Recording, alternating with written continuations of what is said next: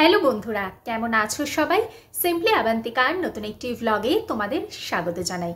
প্রত্যেক বছর বাংলা থেকে বহু মানুষ ইউএসএ পাড়ি জমায়, তা সে ওয়ার্ক ভিসাতে হোক বা স্টুডেন্ট ভিসাতে হোক বা ট্যুরিস্ট ভিসাতে হোক। ইউএসএ আসার সময় যে পোর্ট অফ এন্ট্রি থাকে সেখানে তাদের পড়তে হয় নানান ধরনের প্রশ্নের মুখে। কখনো এই কাজটা 3 মিনিটেও হয়ে যায়, আবার কখনো বা 3 ঘন্টা লাগে।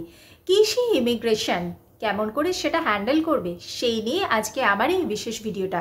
এই ভিডিওর মাধ্যমে আমি শেয়ার করব আমার ইমিগ্রেশনের এক্সপিরিয়েন্সটা, তাই পুরো ভিডিওটা আমার সাথে থাকো। ভবিষ্যতে যারা ইউএসএতে আসবে তাদের জন্য এই ভিডিওটা, যাদের চেনা পরিচিত কেউ আসবে তাদেরকে তোমরা ভিডিওটা শেয়ার করতে পারো যাতে তাদের একটু উপকার হয়। ভিডিওটা ভালো লাগলে লাইক করো। আমার এই চ্যানেলের নতুন নতুন ইউএসএর গল্প শোনার জন্য চ্যানেলটিকে সাবস্ক্রাইব করো আর শুনতে থাকো ইউএসএর ইমিগ্রেশন সংক্রান্ত প্রশ্নাবলী। আজকে বেশ কিছুদিন হলেও আমরা ইউএসএ বসবাস করছি। আমরা আজকে চলে যাচ্ছি সেই প্রথম দিনের কথা, যেদিনকে আমরা প্রথম ইউএসএর মাটিতে পা রাখি। আমরা কলকাতা থেকে ভায়া দুবাই হয়ে ইউএসএতে প্রবেশ করি। ইউএসএতে আমাদের পোর্ট অফ এন্ট্রি ছিল হিউস্টনের জর্জ বুশ ইন্টারন্যাশনাল এয়ারপোর্ট। আমরা আসি এমিরেটসের ফ্লাইটে। ফ্লাইট থেকে নামার পর প্রায় 3 মিনিটের মতো ওয়াকিং ডিস্টেন্স ছিল, তার মধ্যেই ইমিগ্রেশন কাউন্টার ছিল। দেখলাম বিভিন্ন ধরনের লাইন রয়েছে। ধরো যারা হুইল চেয়ারে আসছে তাদের জন্য আলাদা লাইন, নন ইমিগ্রেন্টদের জন্য, পার্মানেন্ট রেসিডেন্টদের জন্য, এরকম বিভিন্ন ধরনের লাইন ছিল। তবে খুব একটা বেশি লাইন ছিল না, কারণ এই লাইনটা ডিপেন্ড করে হচ্ছে লোকেশনের ওপর এবং কোন টাইম আছে তার উপরেতে, এবং তোমার কতজন প্যাসেঞ্জার আছে তার উপরেতেই এই লাইনটা ডিপেন্ড করে। আমাদের 20 মিনিট মতো লাইনে দাঁড়াতে হয়েছিল, তার মধ্যেই আমরা ইমিগ্রেশন কাউন্টারে পৌঁছে গিয়েছিলাম। ইমিগ্রেশন কাউন্টারে পৌঁছানোর পর প্রথমেই গ্রিট করতে হয়, যেমন ধরো গুড মর্নিং বা গুড ইভিনিং, এগুলো নর্মাল জিনিস।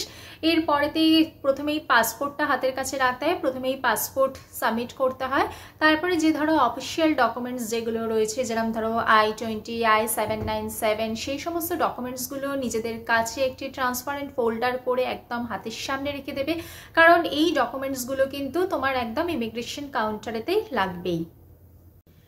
ইমিগ্রেশন অফিসার প্রথমে কিছু বেসিক কোয়েশ্চেন করেন, যেমন যারা ধরো ওয়ার্ক ভিসাতে আসছো তাদেরকে জিজ্ঞাসা করা হয় পারপাস অফ ভিজিট কি, কোন কোম্পানিতে জব করছো, জব রোল কি আছে, কোন কান্ট্রি থেকে এসেছো, এই সমস্ত কোয়েশ্চেন জিজ্ঞাসা করা হয়।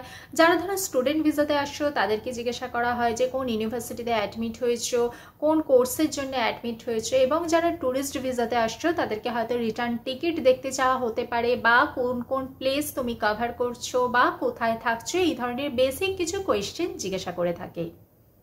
এই ক্ষেত্রে বলবো যতটুকুনি জিজ্ঞেস করেছে ঠিক ততটুকুনি আনসার দেবে, মানে একদম টু দি পয়েন্ট আনসার দেবে। অযথা কিন্তু তোমার আনসারটাকে অযথা লেন্দি করো না, তাহলে কিন্তু একটার পর একটা কোয়েশ্চেন আসতে থাকবে।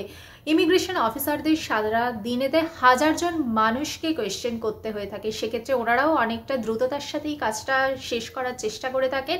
এবং সেই জন্য আমি বলবো যে কনফিডেন্ট থাকো এবং সবসময়তেই সত্যি কথা বলো এবং একদম টু দি পয়েন্ট আনসারই দাও। এই টু দি পয়েন্ট আনসার যদি দিতে পারো তাহলে কিন্তু তোমার এই ইমিগ্রেশনটা কিন্তু অনেকটা তাড়াতাড়ি শেষ হয়ে যাবে।